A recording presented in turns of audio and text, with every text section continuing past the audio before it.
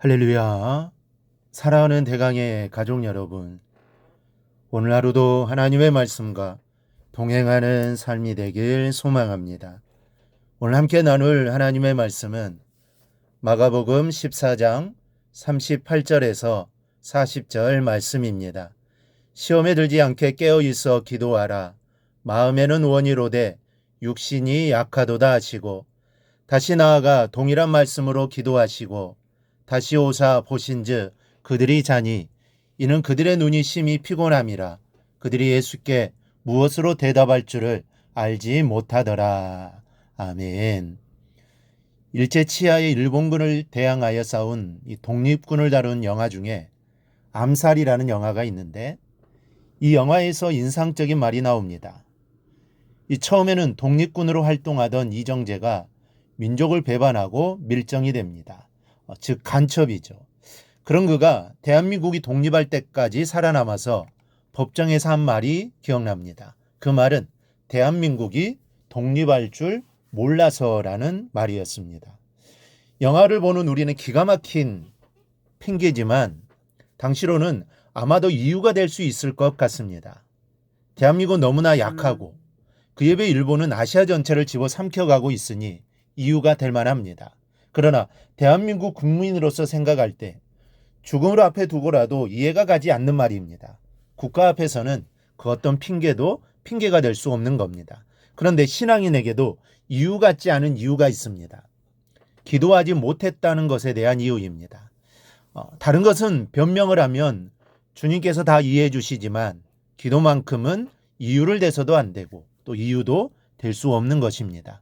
기도는 우리에게 가장 중요한 일이기 때문입니다.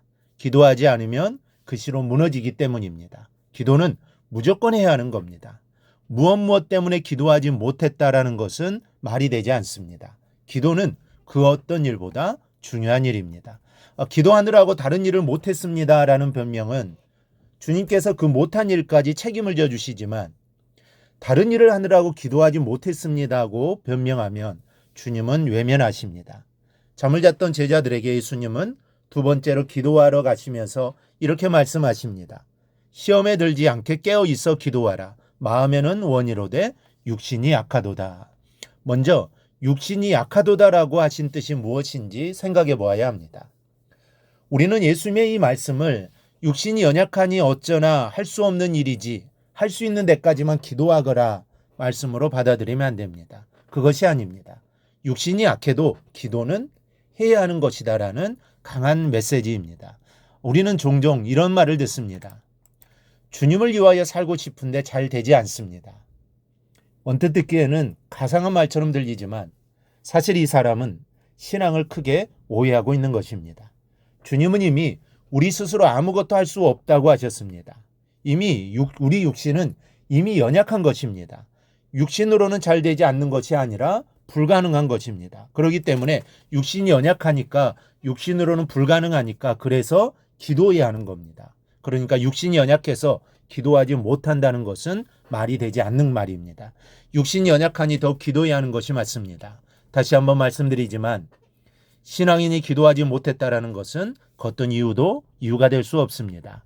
기도는 선택이 아니라 생명이며 의무가 아니라 은혜이고 하나님께서 우리를 살리시기 위해 허락하신 가장 큰 특권입니다. 이 사실을 잊지 말고 늘 기도의 삶을 살아가기를 바랍니다. 그러니 육신이 연약해도 기도의 싸움은 이겨야 합니다. 제자들의 경우도 그렇습니다. 피곤한 육신을 뉘어놓고는 기도할 수 없다고 말하는 것은 기도하지 않겠다는 말과 같은 말입니다.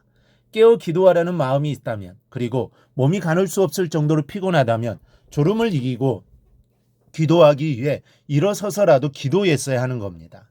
육신이 아무리 연약해도 기도의 싸움은 어떻게 해서든 이겨야 하는 겁니다. 우리는 살아가면서 많은 일에 이유를 댑니다. 바빠서 못했습니다. 또 피곤해서 못했습니다. 시간이 없어서 못했습니다. 형편이 어려워서 못했습니다. 그러나 적어도 기도만큼은 이유를 대지 않는 성도가 되시기를 바랍니다. 기도는 시간이 남아서 하는 것이 아닙니다. 기도는 문제가 없어서 하는 것도 아닙니다. 기도는 모든 조건이 갖추어졌을 때 하는 것도 아닙니다. 기도는 우리의 생명을 지키는 영적인 호흡이며 시험을 이길 수 있는 가장 강력한 무기입니다. 예수님께는 제자들에게 1시간 더 나와 함께 깨어 있을 수 없더냐라고 말씀하셨습니다. 그 책망은 시간을 채우지 못한 것에 대한 책망이 아니라 기도의 중요성을 알면서도 기도의 자리를 지키지 못한 것에 대한 안타까움이었습니다. 사단은 우리가 예배 나오는 것보다 기도하는 것을 더 두려워합니다. 말씀을 듣는 것보다 하나님 앞에 무릎 꿇는 것을 더 경계합니다. 기도하는 성도는 흔들릴 수는 있어도 쉽게 무너지지 않기 때문입니다. 그러므로 어떤 형편에서도 기도의 자리를 포기하지 마십시오.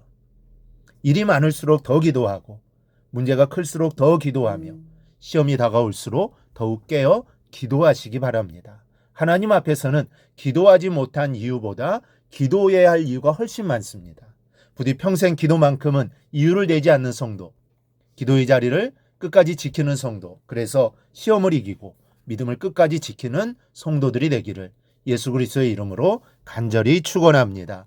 오늘 묵상한 말씀을 굳게 잡고 삶으로 실천하며 살아내는 대강의 모든 성도들이 되기를 축복합니다.